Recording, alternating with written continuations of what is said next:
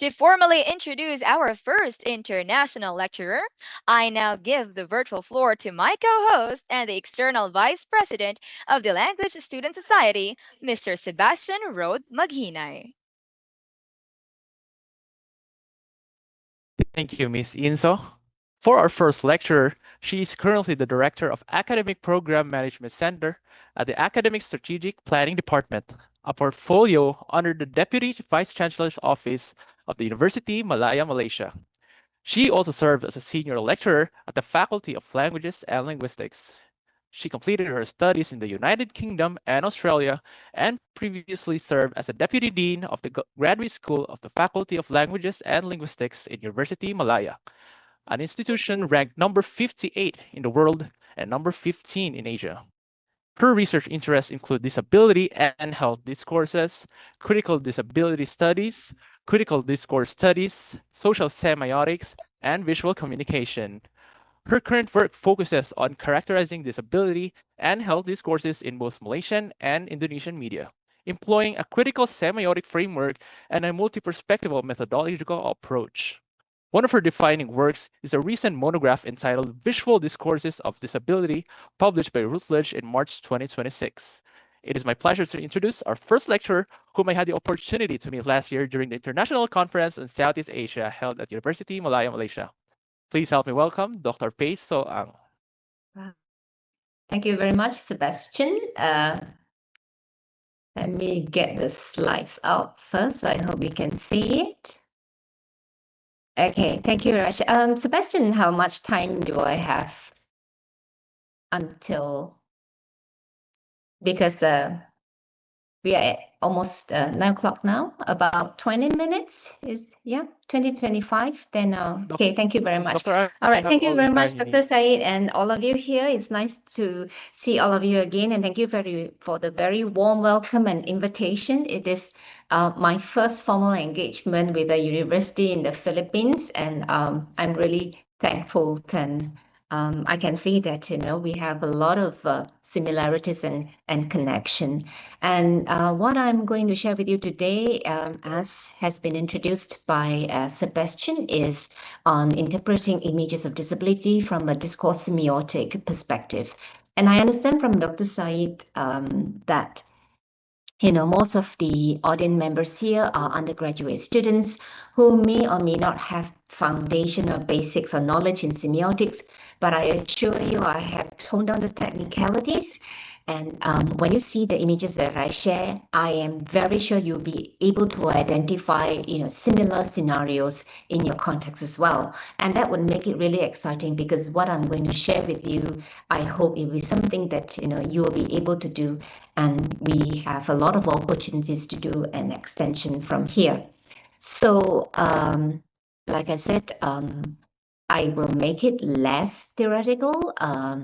And I will start with a little bit of background on disability, just to give you an idea of how many people in the world are affected by it. And according to WHO statistics, there are about 1.3 billion people, of about 16% of the world population, and nearly 240 million are children. And in the context of Malaysia itself, the registered number of people with disabilities, now you will hear me using disabled persons more. I will explain rather than people with disability, because I come from the background of critical discourse analysis. So, and with the work that I've done with the persons with disability in Malaysia, disabled persons is actually the preferred term in the general sense. So, that's the term that I will use. Okay. Please excuse me. There's some prayer going on in the, it's a normal live telecast, something that I can't turn off, that this is just a cultural thing here, but it will go off shortly. So there are about 800,000, less than 800,000 registered disabled persons in Malaysia, and that actually comprises only 2.2%. So you can see that the estimate by WHO is 16%. That means there is a lot more groups of people who have not come out for many reasons, including stigmatization and lack of awareness. Okay, so let me just start by explaining the two terminology impairment and disability. Now, disability is actually a social issue. What we have, what we should actually refer to is actually impairment. So like I can see Dr. Hubilado with his reading glasses now. I also have my glasses.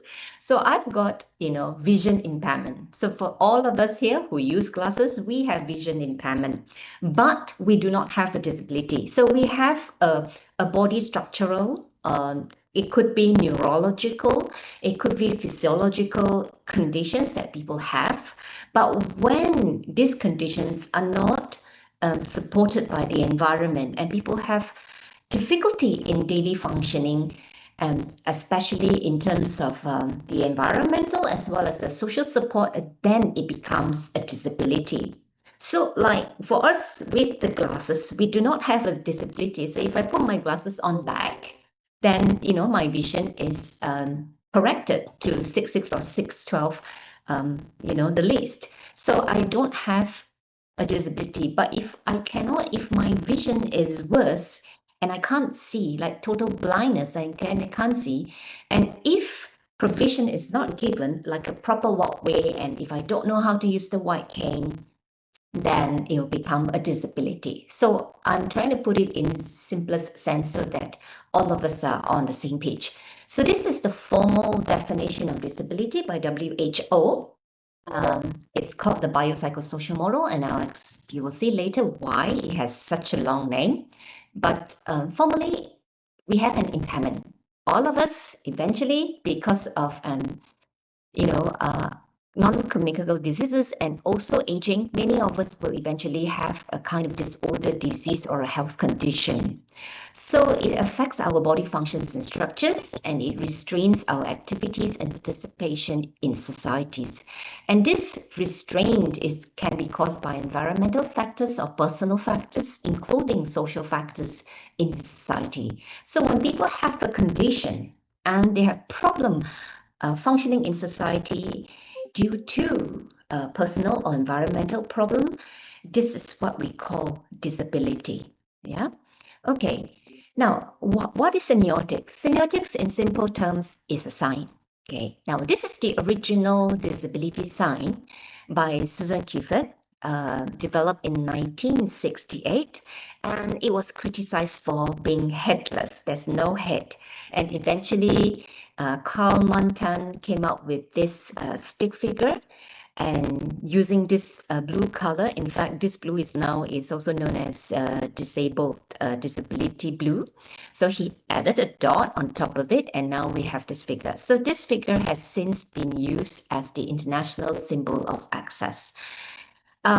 Like in Malaysia, most of the time, and in fact, I've actually asked audience around the world, when they look at this sign, many people immediately stereotype it and associate it with people with disability. So actually, it is not, because of this symbol of access as well, people are often associating disability with wheelchair.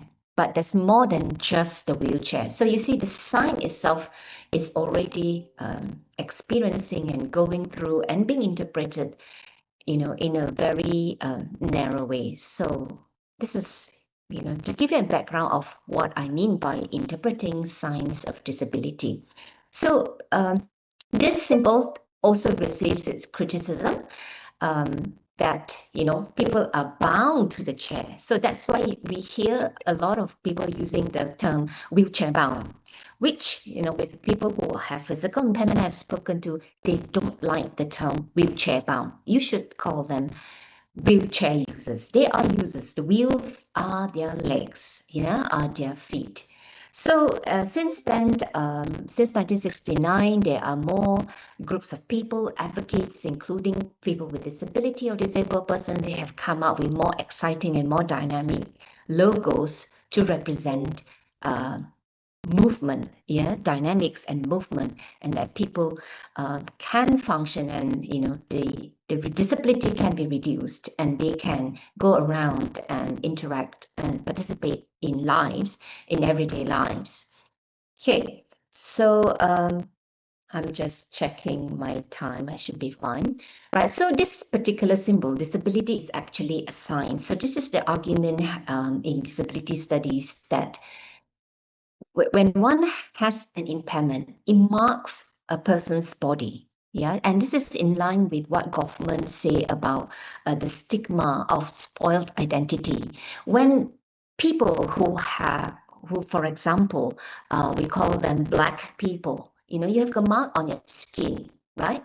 So when you have a disability and a disease, you have a mark on your skin and your body, and people treat this as being less. And they see this as an embodiment. Kobe in 1996 said this is an embodiment of insufficiency, and in psychology it's called a deviance. You're different from the normal. Now, I did put up the picture of the alabaster figure, which I got from Harvard Library, because I don't know, maybe it could be a bit sensitive because it looks that the two figures actually plain without clothes. But anyway, where did the idea of, when we talk about disabled people versus non-disabled people, but we have a tendency to say normal people. What is normal? Who decides what the normal is, what normality is?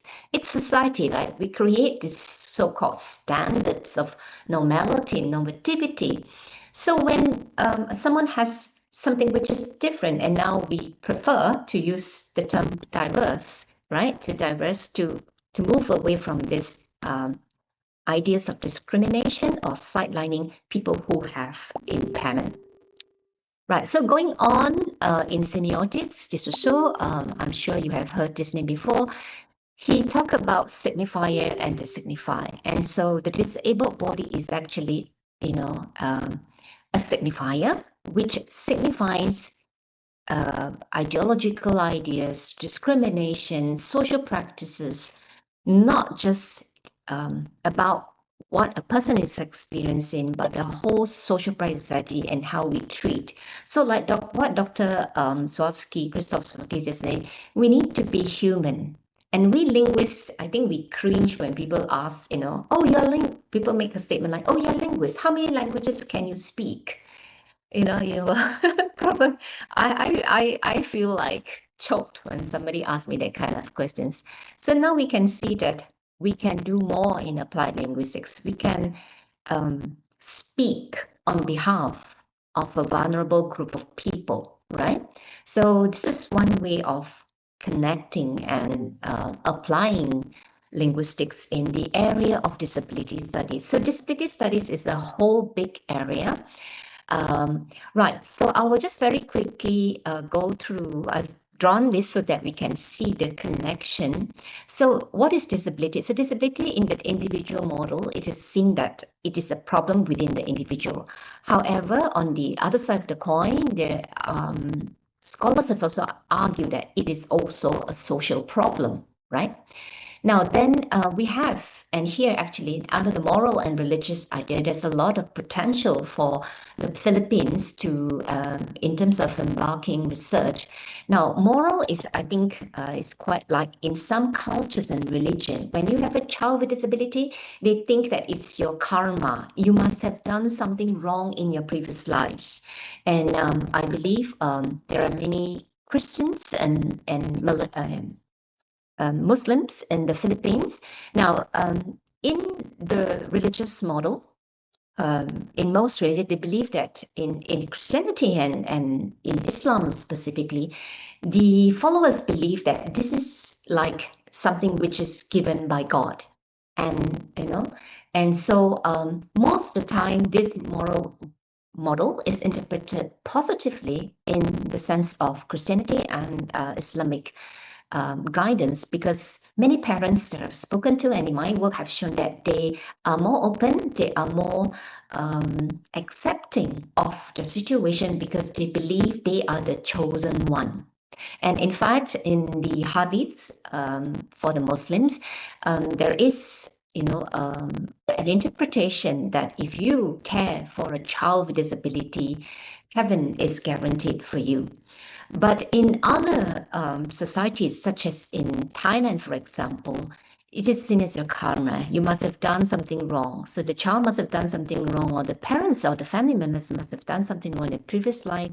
And in this life, they are experiencing suffering, right?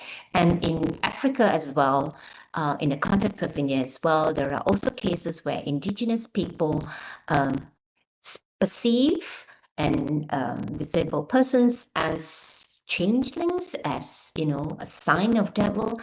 And there have been reported for instances where disabled children or people, they were kind of like probably burnt or punished in some ways or hidden due to this moral and religious belief. Okay, and the other predominant one is the medical model, which has been criticized. So these are all, criticism against doctors and allied health professionals. They see that if you have a problem, okay, I've got mental health problem, you see a psychiatrist, they give you medication, out you go. They think they have, they believe in their profession, that's the way they have solved your problem.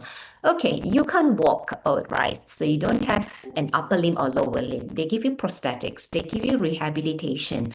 There you go, you can function, but they forgot the human dimension. So this is the criticism against the medical model. The rehabilitation is part of medical. Now then we have the psychological model. So when a family has a child or a member with disability, stigma in society or the problems that you have, financial, not just in terms of pain or difficulty that they experience, financial, socio-economic issues, this will give psychological stress and psychological implications to the person and the family. So it's also seen as a psychosocial issue, right? And that's the reason why people have also hidden the children. Now then we have a very small minority model, and this refers to mainly deaf people. Deaf people wants to see themselves as a linguistic minority who have their own language. I'm sure you know thank you and all that, which you learn, and in order to be more inclusive, if you want to communicate with deaf people, we should all learn sign language. And of course, there is varieties. There's the Malaysian variety. I'm sure there are Filipino variety, and with the different regions and the islands in the Philippines, I'm sure you also have sub varieties. So deaf people have their own culture, they have their own ways of life as well, and they want to be known as the linguistic minority. They don't really see themselves as a disabled person, but they are aware that there is an impairment. The other one is more like political people with who call themselves SB, neurodiverse. They do not want to see themselves as less, but different, but rather diverse. So these are the two. Now, so you can see the complicated ways of defining disability and what are the factors causing how disability is defined. So that is why you can see in the red circle, the WHO has actually called it a biopsychosocial problem. So when we talk about disability, it's a biological problem, it's a psychological problem, it's a social problem. Like this, yeah? So I won't go more into what it is. Now let's go to linguistics. Now, in discourse study and critical discourse studies, so the discourse of disability is, seen from the perspective of how we talk about it is from the perspective of discourses of deficit. When disability is defined in narrative disability, often it is about the loss, the lack, or the failure, or the potential repair of someone's physiological nature, neurological nature, and often construed negatively, yeah? And it diminishes, apparently, when you have a disability, it diminishes one's life chances. And in the psychological model is also about the discourses of shaming. It is a social struggle for people who have experiences of disability because of prejudices in society. And this results in the discourses of the othering. And if we think about membership categorization analysis and phenomenon of labeling, how we use label and we assign semantic role to members of society. So this is how language, whether is textually or visually, have been used to construct what disability is. And then, that's how we interpret disability. So I'll talk about the signifier. Now, why did I mainly use that news photographs? You can look at other images, of course, but in terms of background, debut, and semiotics, photographs carry two layers of meaning. When you look at picture, you look at the picture of me, and I look at the picture of Dr. Rodney here, and with his Versace and his sunglasses. What is it? Who is being what in depicted? But connotation, what values and ideas are expressed in what they represented? What is he trying to show with all his the whatever that he has put on for us to see? It is ideological, okay? But I leave it to all of you to interpret. Sorry, Rodney, but Blame he's a friend Sajid. of mine. Okay, so he has his perceptual or symbolic cultural messages that is all in one, and we see, and when we see something, we unpack that layering. Okay, so it persuades pictures, whatever it is, it persuades viewers to think or act or react, or it could be a cultural idea. Why am I dressed like that? Why are you dressed like that? What anyone, just in terms of I'm sure it's in your multicultural society, and I saw your videos, beautiful videos just now. It's all about cultural expectations. Now, what makes photo or images, still images, more worthy of analysis? Because photographs allow us to stare. When you look at Facebook and Instagram, right? It allows us that uninhibitive looking. So if you see someone walking past with something strange, we just look, and we don't dare to stare, because if you stare, that person might look back at you, and it's odd. But in the terms of photograph, you are allowed this staring, and nobody will stop you, and the person in the photo will not look back at you or ask you, hey, why are you looking at me? And this is why it is important, for us to look at a photograph's visibility. What is it? What kind of ocular reaction is it giving us? And therefore, the social interpretation that comes with it. So in my work, I mainly look at visuals of disability. So I look at how they are configured, using visual grammar, how the visual grammar informs how we interact with the images, and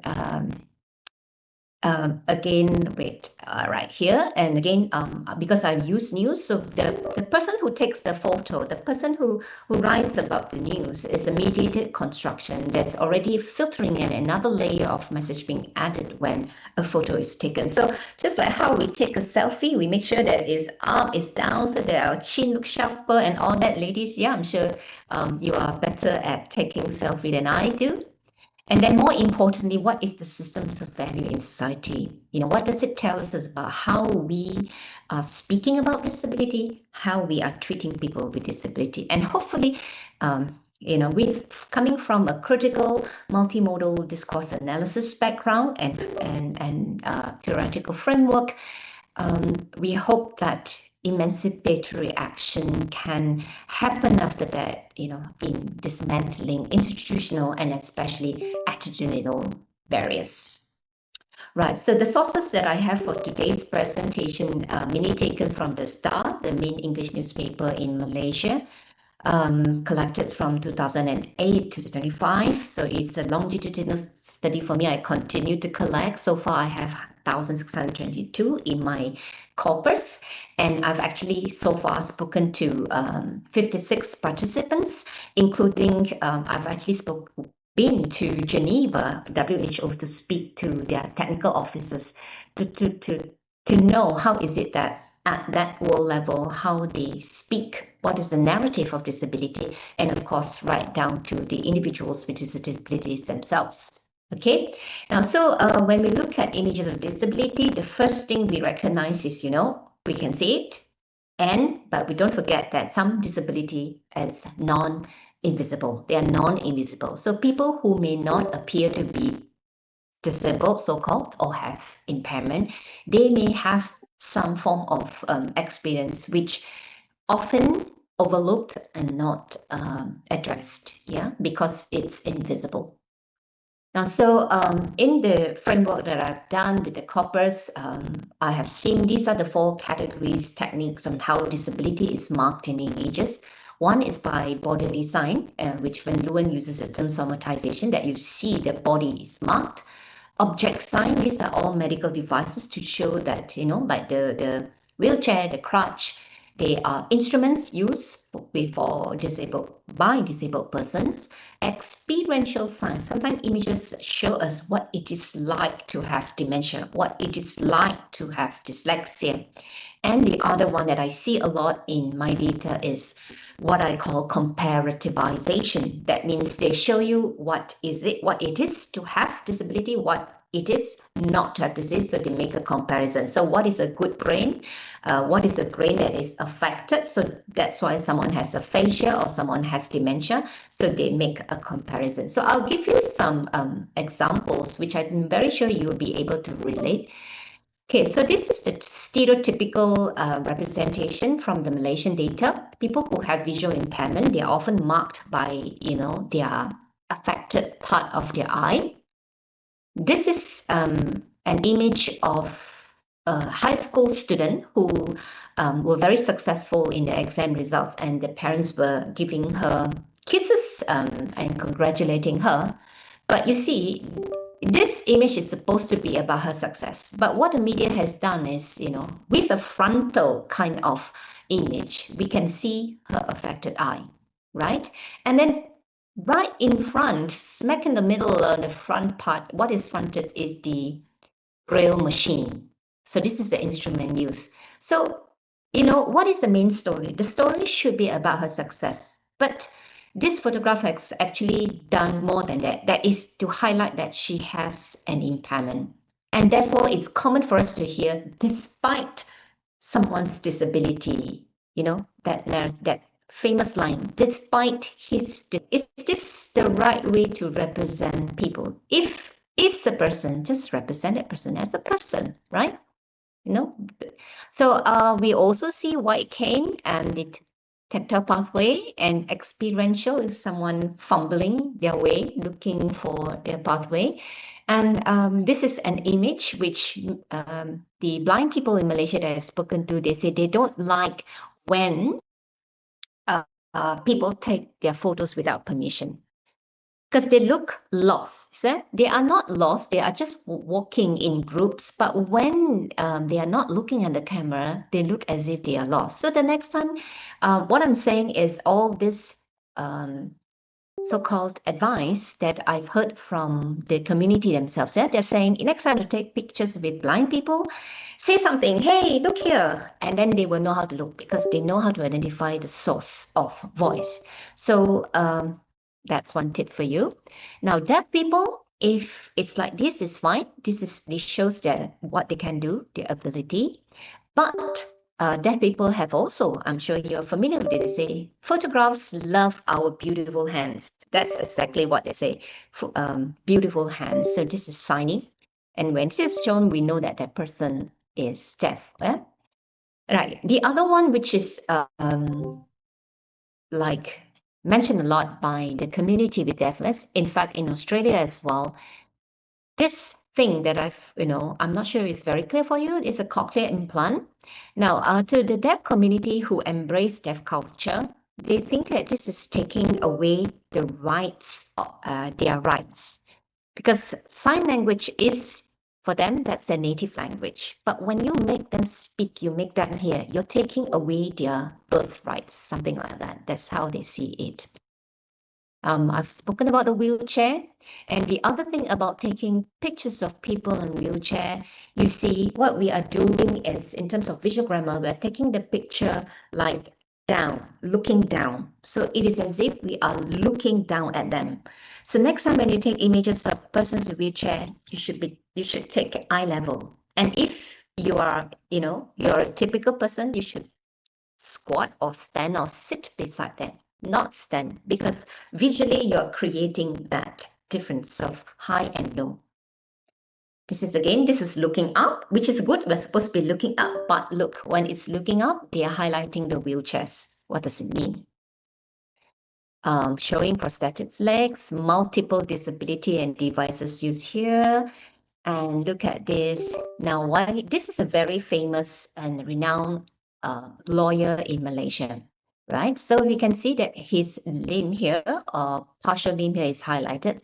So the question is, why take the image from this side? Why not take from the other side?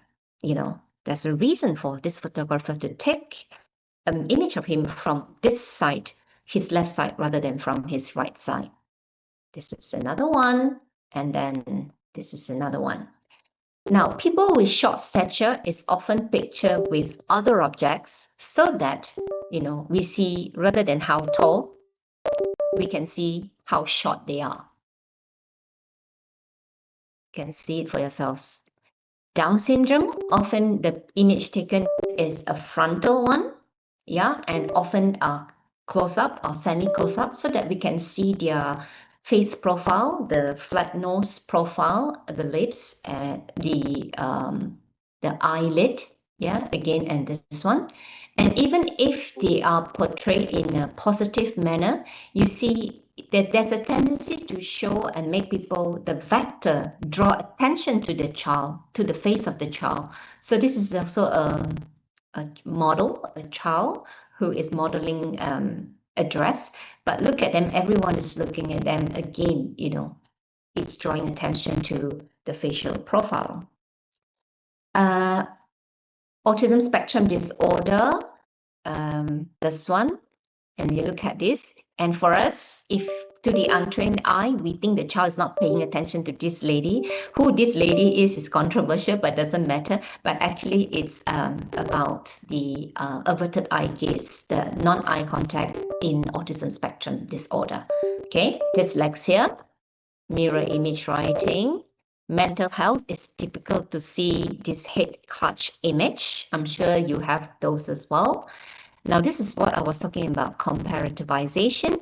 If they can't show a disability, they show, okay, like you can text and drive, but someone with dyspraxia cannot do that kind of coordination, driving and texting at the same time. Or a person with dyspraxia, this is a physical and neurological issue. When they hold the pen, some of them might experience pain. And then we have a visual metaphors here. The pain can feel as if you are actually holding, like being pricked by 1,000 little pins. So this is how the experiences relate to the viewers of what it is like to have dyspraxia. Okay. Dementia, brain deterioration is shown through puzzle signs, and you are like losing every piece of slowly puzzle piece one by one when you're getting old. And there's also interesting meteorological and weather metaphors, like a traffic light. You're a green tree, and then autumn comes, and then eventually you lose all your leaves, and that's it. Your brain function stops, like your life comes to a halt. And the one in the middle is quite interesting. They use a gray gumi color, which gives that emotional expression of a gloomy life once dementia has got worse. Okay, now I won't really go into the nitty-gritty because this all comes from visual grammar, but in the visual discourses of disability framework that I've used, mainly is when we analyze a photo, as a whole. The question asked is the photo construing a disability, or is this about a person? So there are different ways. I'll just show you examples, which is easier for comprehension.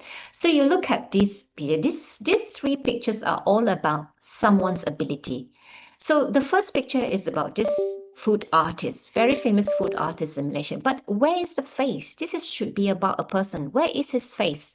But what is shown is his foot. Of course, his skills, but showing the food, this is a person without a face. So it's perspectivizing his disability or impairment. Now, the second one is like kind of neutral. We see her, we see she's sitting, she's writing. This is a picture of her taking an examination, and she's writing using her foot as well, but she has a face. We can see that this is about an individual. Now, the one on the right-hand side is a person with autistic person, and his talents so in drawing. And because autism is non-visible in this case, and he's looking at the camera, he looks typical. And this is, an image that shows a person with disability compared to the one on the right, on the left, the one on the left here, which shows more about that person's disability or impairment. Okay. Now, the other one that we can, in terms of interpreting and analyzing images of disability is the emotive dimension. Does it give positive effect? Does this give negative effect? Is this about a super creep who has superpower and superhero, and that enhance that narrative of despite that person's disability? Okay. And of course, the use of color as well. So let me give you 3 examples here. On the left-hand side, is disabling. What we do is we can see is a bottom down. We are looking down at the handwriting of this child. Maybe it's not clear. So the W is supposed to be 2 birds. So the TW becomes TM, right? Birds, B becomes P, D becomes B. Is a mirror image in disability, in dyslexia. The middle one are this dyslexic children, but they are, engaging with the F1 formula person, and this is enabling. And the final one on the right-hand side are 2 disabled dyslexic boys who have won competitions. They are depicted with their families. They show they have family members, and they are all smiles. It's a very positive effect. So it is a choice, when we show or analyze images of disability, what kind of emotive emotive interpretation does it give us? That's the question that we have to ask. So when we put together, okay, there are 2 clients. So when we put together, this is the effect. So this is the perspectivizing and personalizing client. And then we have the enabling client and the disabling client. So when these 2 are put together, if it's about a person and it's an enabling depiction, we get an empowering image. When it shows disability, but it's still enabling, this gives an advocative effect. They are not entirely unhealthy. These are images that are good, and I've spoken to the community themselves. Sometimes this is necessary to show disability because you want to raise awareness. You want to tell people that this can happen to you as well.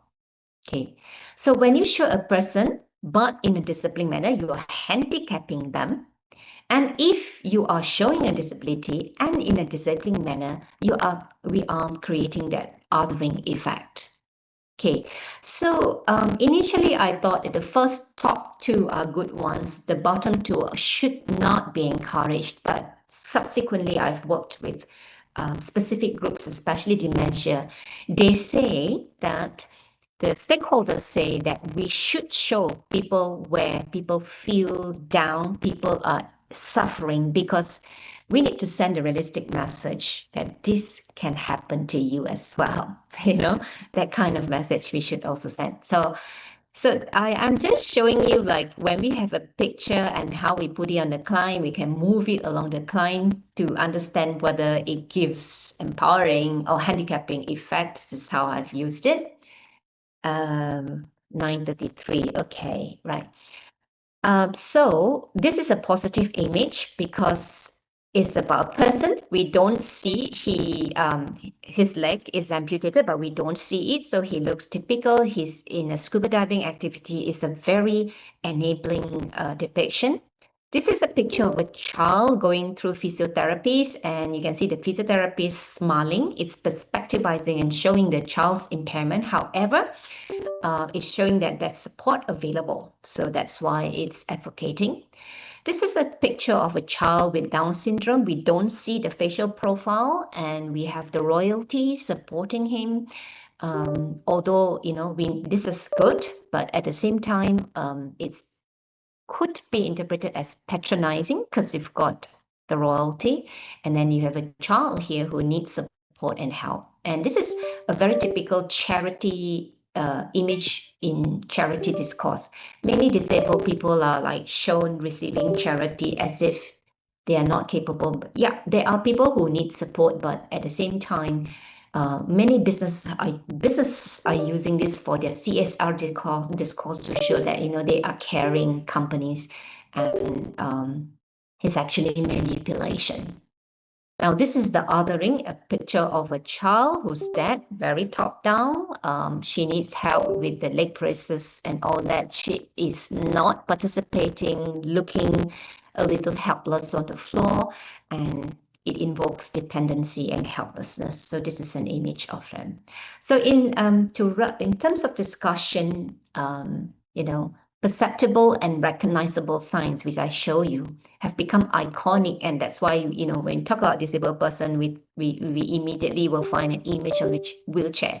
And if you type anything in Getty image, for example, these are the things that it's going to give you, because it has learned what is typical or iconic specific to an impairment category.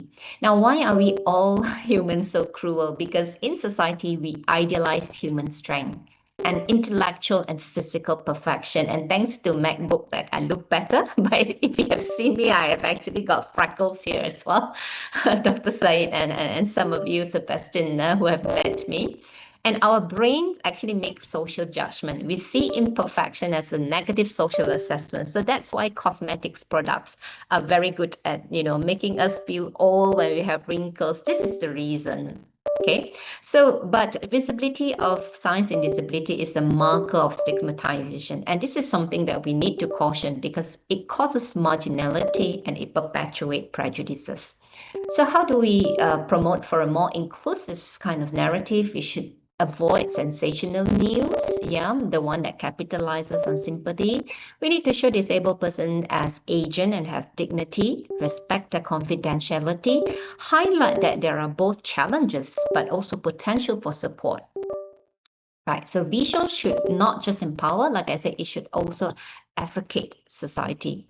Now, so in going back a little bit to theory, social semiotics, what I've seen in my data is a resemiotization of health discourse into the social. It's actually a health problem, but it has been made into a social issue, and this has become more chronic in the current in present times because of digital affordances. AI can create more funny things, and like the images of the weather metaphor I told you, so that was created digitally. So how do we ensure balance and accuracy? So we can do advocacy work. Some of the things I've done is I've published in local newspapers to tell people how to or not to take pictures of disability. And finally, this is, I think, one of the things that I would like to share is, I would like to highlight that there's a lot of potential in your context, especially in the global south. In disability studies, they are actually looking, they want more data informed by the global south and to move away from this Anglo-Saxon dominance. So what I've shown you, in simple terms, I'm sure you can also apply it in your context. And more importantly, in the Philippines, you should go into cultural narratives. What disability is to the different cultural groups? How is it interpreted? Is it positively? Is it negatively? How do we address it? It could be textually, not just visually, but it can be in terms of the narrative itself. And you may also look at disability and aging. Ageism is another phenomenon where, in simple terms, how old people are discriminated, and when they have a disability, is a double issue for them. Disability and gender, not just about men, women, but the LGBTQ+, they also experience discrimination. Disability and sexuality, sexual health and rights. So this is connected to gender. And currently, I'm also doing some work on disability and children, teaching materials for children with disability, how they are taught about touch, where to touch, where not to touch, how you distance people in terms of ensuring your safety. So you can look at children, you can look at adults, and more recently, like more adults are coming out, especially those with ADHD and autism. They realize it later. They are coming out to voice their perspective and opinion and doing advocacy. So you may also want to look at adults. And finally, you know, this is an in thing. I'm not sure how long. I've done some work as well, but not comprehensive.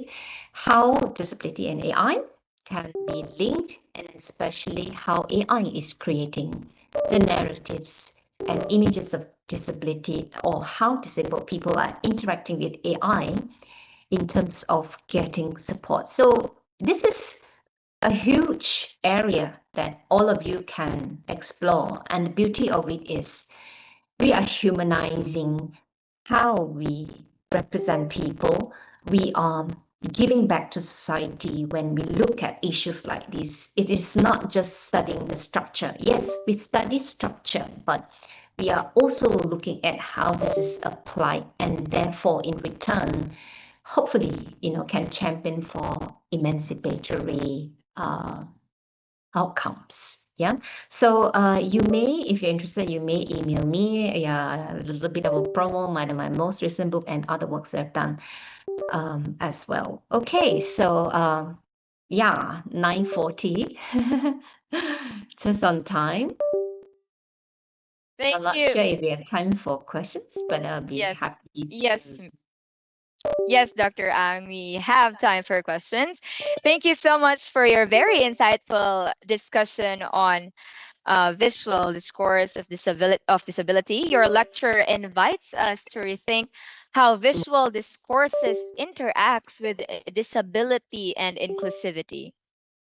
And it reminds us that inclusivity is not achieved through representation alone, but through critical awareness of how representation operates. And now we open the floor for questions. Participants, you may raise your virtual hands or send your questions through the chat box so that we can recognize. You can raise your virtual hands or send your questions through the chat box so that Dr. Ang can address them.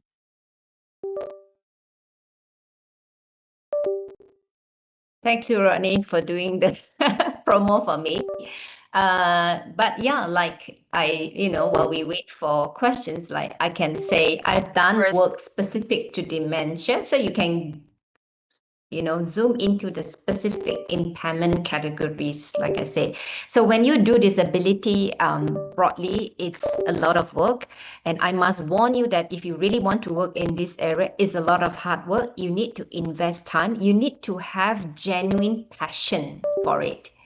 Yeah. So, and remember to be to have empathy, not sympathy. So I have brought students for projects with me and my colleagues, and when we go to centers and they see how their lives are like, these researchers tend to cry, but yeah, I mean, you are entitled to have that experience, but when we are there, we should empathize and make sure that you really have, because otherwise it will kind of drain you. You need that mental strength to work with people with disability. Oh, thank you, Ronnie. He just bought my book, he said. Yeah.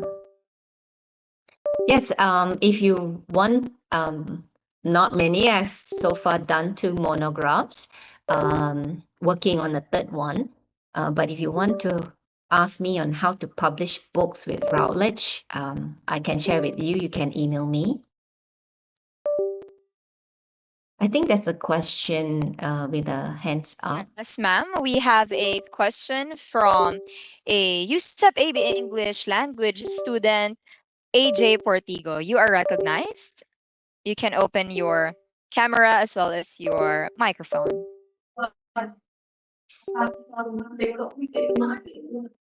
Hello po, Dr. Ang. I have a question po.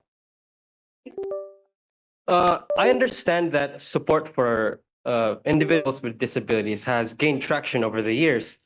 but platforms, especially Instagram, have niches that stigmatize people with disabilities, whether the person is shown in an enabling, personalizing manner or disabling, perspectivizing. The perception of the majority is all they are a lesser person. So my question is this: how does social media improve disability representation, or does it produce prejudice and stereotypes? Okay, thank you for that very important question. Actually, it depends. Actually, with the advent of social media, it's a more powerful platform to it has given voice to disabled persons. Yes, to answer your question directly, it depends on who is constructing and representing the video, right? But I've got a PhD student currently looking at, I'm sure you know Weibo and Douyin. They are looking at how short videos are made by disabled women, and interestingly, women influencers with disability, and that's what we are seeing in China. So they are the self-elected, and these are the people who come out and use that platform to speak for themselves, to show people what they can do. For example, there's one Chinese influencer poet, a blind person, and she shows all her beautiful. She did her narrative. She probably got help with the creation of the videos.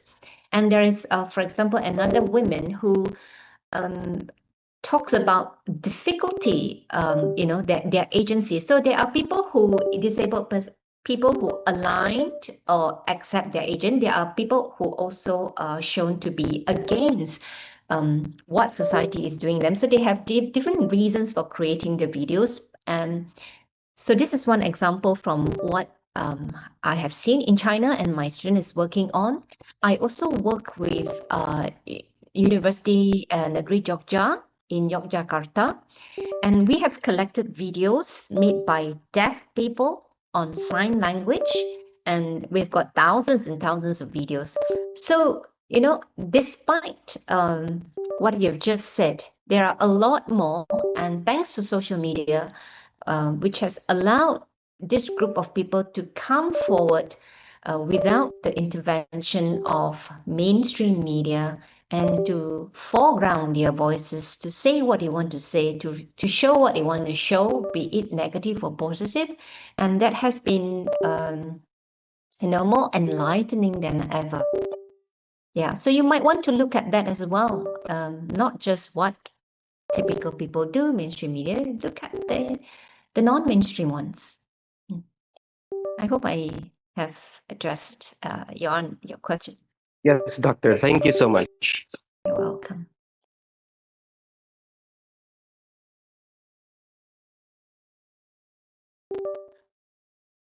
So we still open the floor for a few more questions for Dr. Ang. If you have a few more questions, you may raise your hands or you may comment down in the chat box your questions. So we have one raising hands here. Okay, you may proceed, Ms. Roble. Hello and good morning to you. Morning. Uh,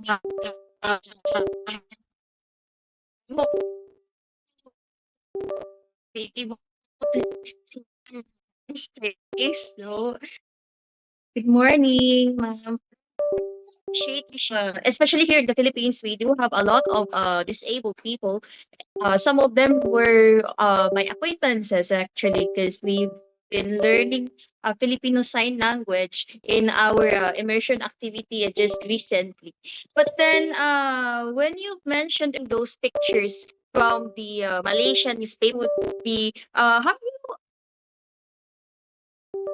I mean, how have you thought about analyzing these pictures in the context that, well, Malaysian culture also varies from. What can you suggest for us, especially for those who are looking into analyzing the same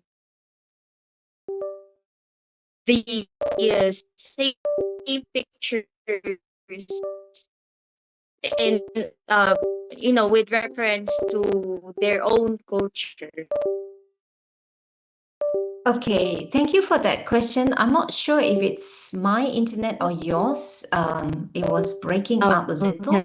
Hello, I still Yeah, so you was talking about deaf audible? images and culture. What is it about the culture again, please? Excuse me, ma'am. I think it's Miss Robles' What internet connection. Miss Robles, you can type your question in the chat box so that Dr. I'll Ang just can chat recognize it it. here, Miss Ash. Thank you, Miss.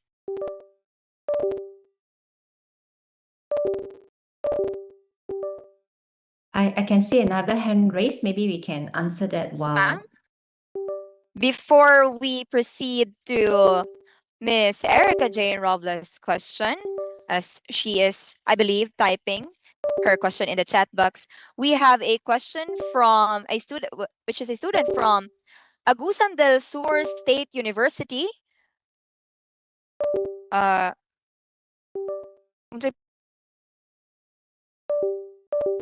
Mr. Cyrus Bagyo, you are recognized.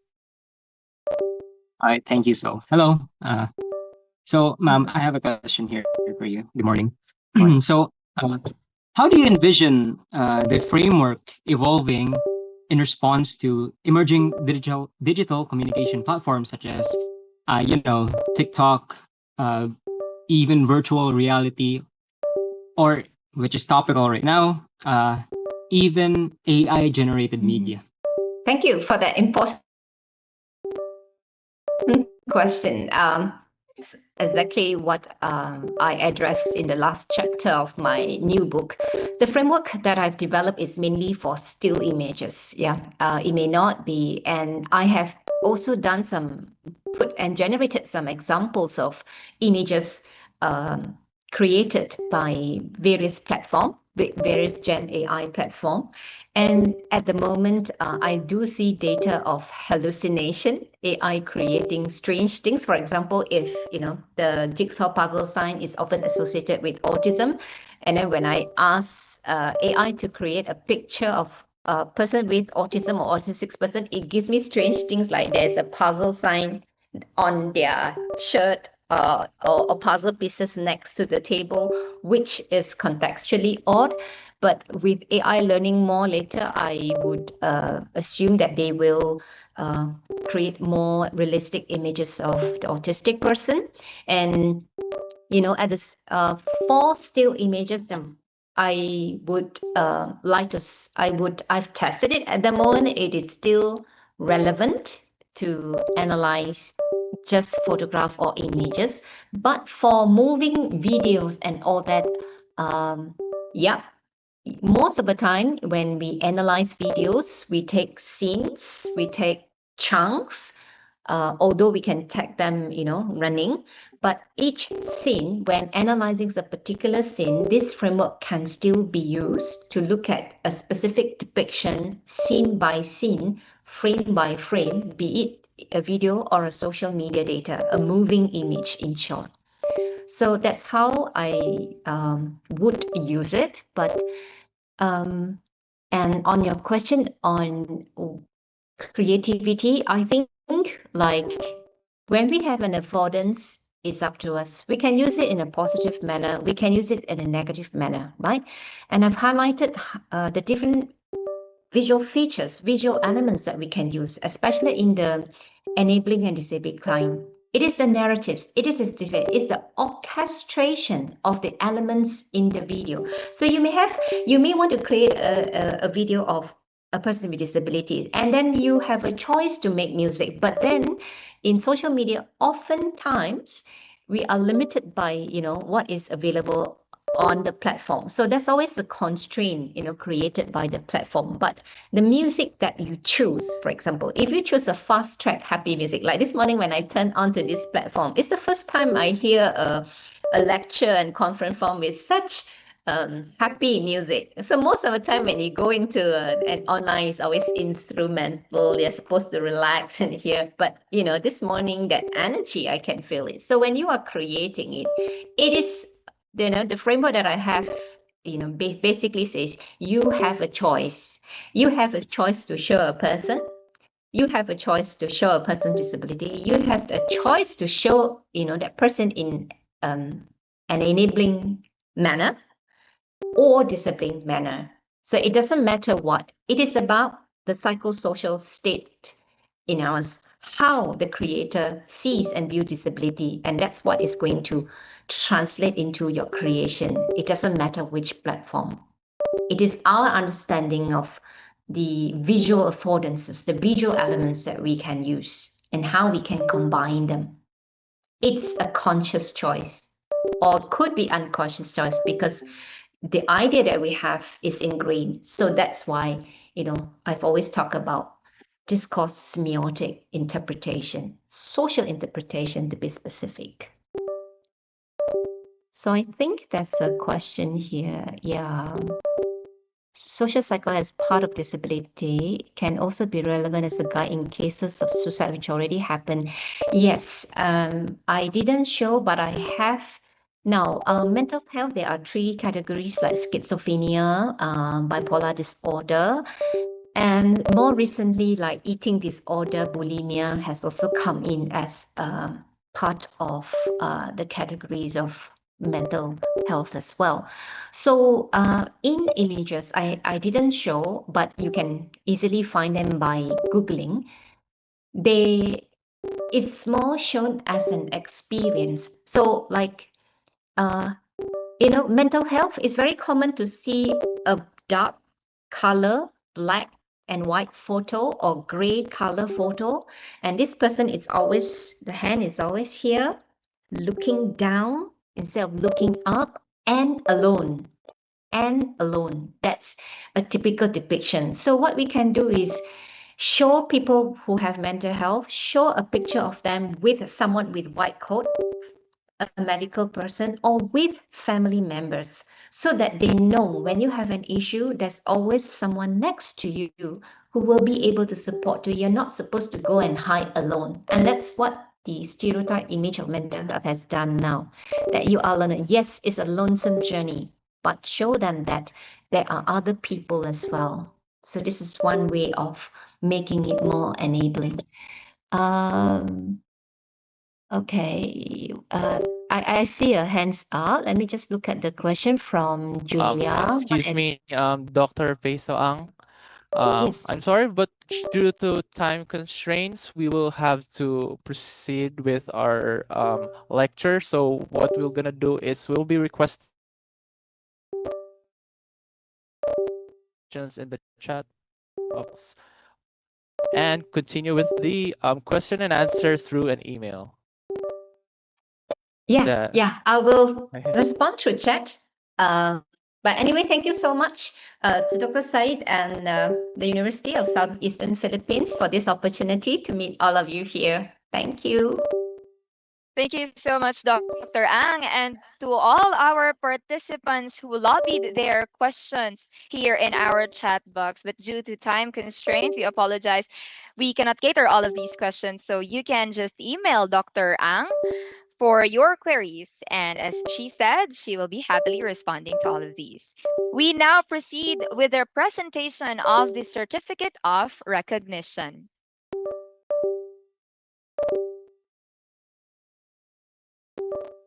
Allow me to read the citation. Certificate of Recognition is awarded to Dr. Ang Pei Su for her invaluable contribution as a guest lecturer at the 7th Ilmu International Lecture Series on Applied Linguistics, held on May 12, 2026 via Zoom, where she presented interpreting images of disability from a discourse semiotic perspective and generously shared her expertise with participants from academic community. Issued on the 12th day of May 2026, USAP, Davao City, Philippines. Signed, Sajid S. Ingilan, AB English Language Program Head and SPJRD Editor-in-Chief.